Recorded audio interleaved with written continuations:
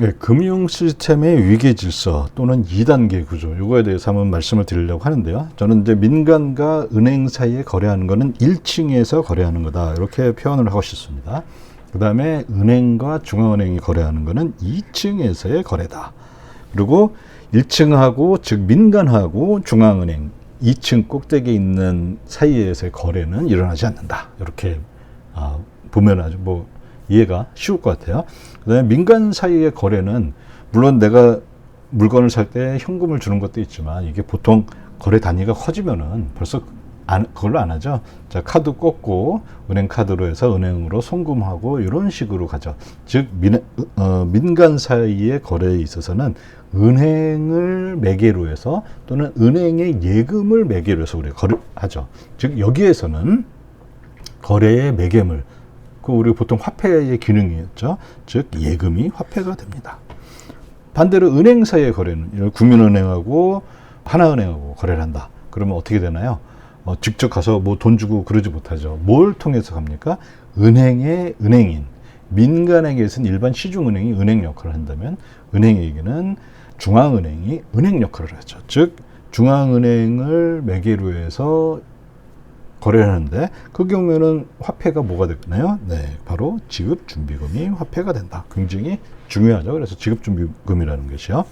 그러면 1층에서 민간과 은행 사이에서는 화폐 또는 신용 공급은 누가 하나? 이거 굉장히 중요하죠. 즉 은행이 신용 창조로 민간에게 화폐를 공급을 합니다. 그 다음에 중앙은행과 은행 사이에서는 화폐인 지급준비금을 누가 공급합니까? 네, 맞습니다. 바로 중앙은행이 공급하죠. 즉 중앙은행의 신용창조로 은행에게 지급준비금을 공급하게 됩니다. 이렇게 보면은요, A하고 B를 비교해 보면은 민간은행을 은행 중앙은행으로 바꾸고, 그 다음에 예금을 지급준비금으로 바꾸면은 모든 게 다 정확히 구조가 일치하고 있죠. 현대 은행 시스템은 이런 식으로 이루어져 있고 이런 식으로 돌아가고 있습니다. 물론 예외도 있습니다. 은행이 아닌 것들은 우리는 뭐라고 구분하냐면 비은행, 금융기관 이렇게 표현을 하죠. 그런 것들은 역사적으로 이게 쭉 와 있었기 때문에 여전히 남아있는 하나의 그런 산물인 거고, 쉽게 없어지지는 않겠죠. 그렇지만 그 중요성은 점점 은행의 중요성이 더 커져왔지, 역사적으로 현재까지는요. 다른 것들의 중요성은 점점 작아지고 있고, 은행이 절대적인 그 비중을 차지하고 있다, 이렇게 생각하면 될 것 같습니다.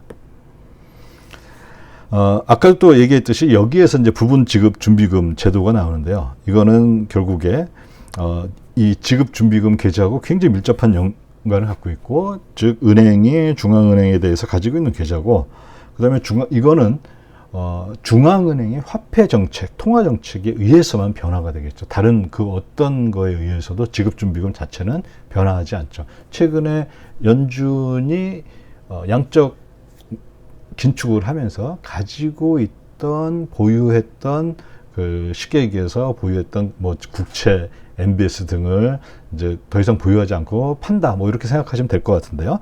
그러면은 연준은 기존에 은행이 갖고 있었던 지급 준비금을 줄이게 되겠죠. 만약에 그런 게 없이 일반 민간 은행에 가서 예금을 인출해서 다른 데다 넣거나 한다고 해서 지급 준비금은 줄어들지 않게 되겠죠. 그래서 회계학상 보면은 은행은 민간에게 또 지급준비금을 대출해 줄 수가 없어요. 왜냐하면 지급준비금은 계좌 자체가 은행하고 중앙은행 사이 계좌이기 때문이죠.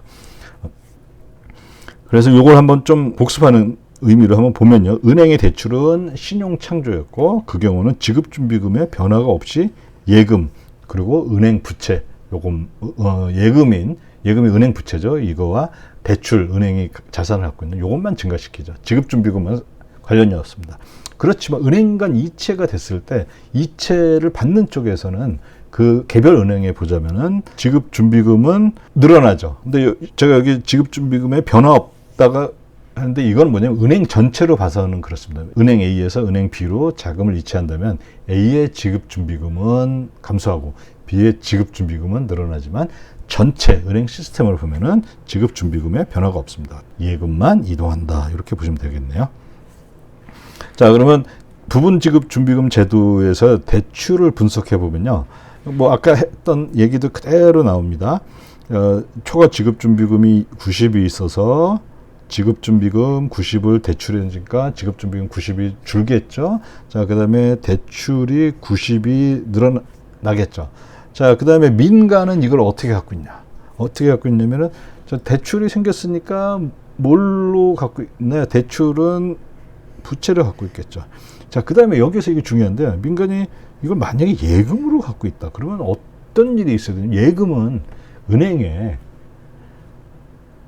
부채죠. 근데 여기 아무런 변화가 없죠. 이게 벌써 지급준비금을 대출한다는 거에 회계약상 가장 치명적인 단점이자 오류가 됩니다. 요거를 피할 수 있는 유일한 길은 딱 하나가 있습니다. 그건 뭐냐면은 바로 이 예금을 민간이 자산을 예금의 형태로 갖고 있는 게 아니라 현금의 형태로 갖고 있으면은 그런 경우에는 이게 말이 됩니다. 이런 경우는 회계적으로 맞는데요. 요거를 한 사람이 있어요. 그게 누구냐면 폴 크루그만의 설명 방식입니다. 그 사람의 뭐 필수 경제학 이렇게 하면 되겠네요. 세 번째 판본, 뭐 1, 2, 3 판본도 마찬가지인데요. 서드 에디션에서 493쪽에 보면은 이렇게 설명합니다. 누군가가 은행이 고객이 외부 예금을 들고 와서 은행이 예금을 했어요. 그러면 어떤 일이 되냐면은 그 은행은 부채로 그 사람에 대해서 $1,000만큼 예금을 부채를 갖고 있을 거고요. 그 다음에 은행이 현금이 들어왔으니까 은행은 그걸 지급준비금으로 $1,000만큼 갖고 있을 것이다. 그 다음에 이거 뭐 지급준비율 10%를 가정하면은 이 은행은 어떻게 하냐? 지급준비금을 900만큼 줄이고 대출을 900만큼 늘린다. 뭐 맞죠? 그 다음에 자 여기 주의하셔야 됩니다. 여기 예금이 없죠. 근데 이 폴 크루그만은 이걸 왜 이렇게 했느냐? 민간을 보면은 민간의 거기에서는 민간은 현금이 900만큼 생기고 그 다음에 자기 그 대출이 900만큼 또 이렇게 생긴다. 요거를 설명해 주기 위해서입니다. 그 다음에 이 민간은 그러면 이 900을 어떻게 합니까?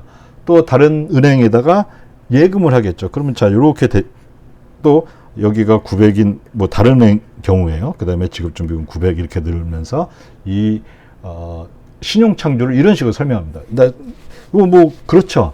즉 논리적 일관성이 있어요. 적어도 폴 크루그만의 설명은 논리적 일관성은 확보를 해냈습니다.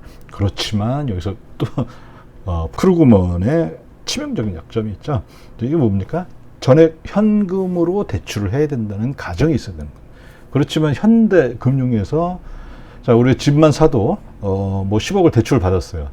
그거 현금으로 들고 다니는 사람은 아무도 못 봤을 겁니다. 물론 그런 사람들도 있겠지만요.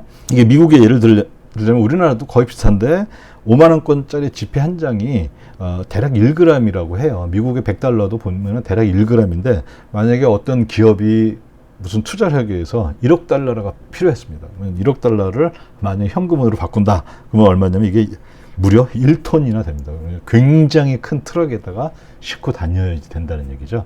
이런 일은 현실에서 우리가 보기가 매우 드문 일이죠. 즉 폴 크루그만의 경우를 본다면은 저는 그걸 그렇게 이제 표현하고 싶은데요.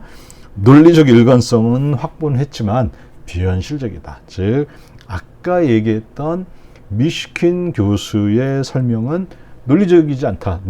논리적으로 내적 모순이 있다. 첫 번째 제가 미시킨의 원죄라고 표현했던 건 뭐냐면은 이 부분 지급 준비금 제도를 설명하기 위해서 제일 처음에 미시킨은 신용 창조의 관점에서 본 대출로 시작을 하죠.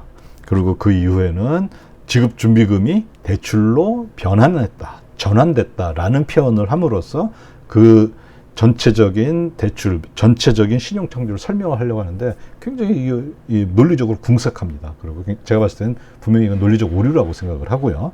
그런데 폴 크루그만은 논리적으로는 완벽하지만 일관성이 있습니다. 그렇지만 여기에서는 폴 크루그만의 말대로 가려면 모든 걸 현찰로 대출해 줘야 된다. 현재 이 경제 상황에서는 전혀 맞지 않다. 과거에도 안 그랬고요. 그렇게 볼 수가 있습니다. 이거를 이제 첫 시간에 얘기했던 머니뷰라는 그 페리 멜린 교수가 있는데요. 그걸 주창한 분인데 이분은 이 전체적인 과정을 어떻게 보느냐.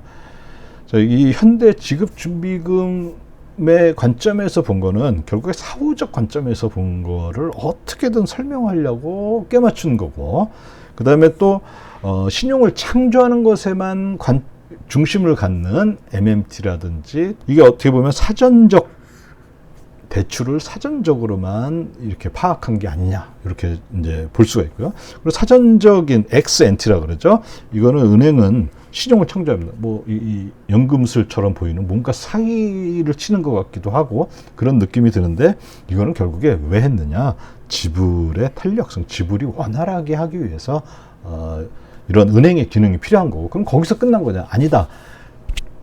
현대 그 주류 경제학자들이 얘기하는 것처럼, 물론 그 설명하는 논리적 이 과정은 잘못됐지만 맨 나중에 봤을 때는 결국 누군가는 이 신용을 창조한 거에 대해서 누군가는 이 펀딩을 누군가는 해줘야 되잖아요. 그런 관점에서, 사후적 관점에서 보면은 은행은 중개기관이다. 즉 굉장히 달라 보이는, 신용을 창조하는 것과 신용을 유동성을 중개하는 그것으로 본다면은, 그것만 본다면 굉장히 이게 대척적이고 서로 용납할 수 없는 그런 설명인 것 같지만, 사실은 전체 과정을 하나는 앞부분만 본 거고 하나는 뒷부분만 봤다는 거죠. 물론 우리는 어떻게 해야 되나요? 전체 과정을 한꺼번에 통합적으로 봐야 되겠죠.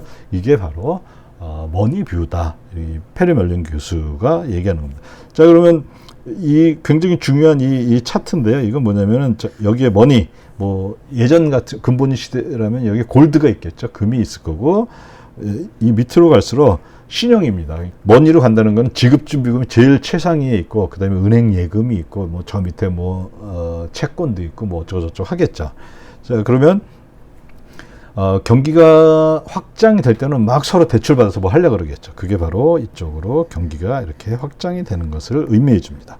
그 다음에 경기가 축소할 때는 어떻게 되나요?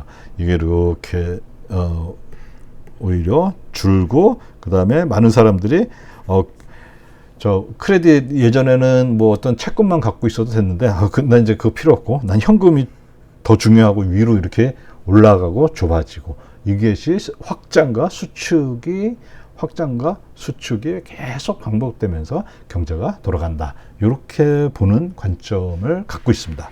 그래서 이분의 아주 굉장히 중요한 얘기죠. Credit is not a bug. 신용은 버그가 아니다. But a feature. 이거 신용은 기능이다. 그러면 통화 당국자들이나 이런 분들이 해야 될 건 뭡니까? 이 크레딧에 대한 관리를 잘 해야 되겠죠. 물론 현대 금융의 모든 이 금융 위기의 원인은 크레딧 관리를 잘 못하는 거죠. 왜냐하면 이 크레딧이라는 게, 은행은 사기업이다 보니까 많은 사람들이 대출해줘요. 그럼 자기도 대출해주죠.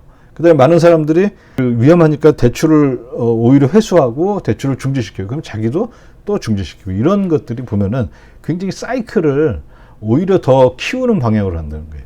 그러니까 즉 붐이 있었을 땐 대출이 막 늘었다가 갑자기 뭔가 위험해지기 시작하면은 대출이 급격하게 감소하고, 모든 사람들이 우르르 몰리는 이런 군중 심리에서 움직이는 그런 것들이 있기 때문에, 이것을 통화 당국자, 금융을 관리하고 하는 통화 당국자라면은 이걸 아주 잘 관리를 해야 된다. 이런 식으로 이제 표현을 하고 있습니다.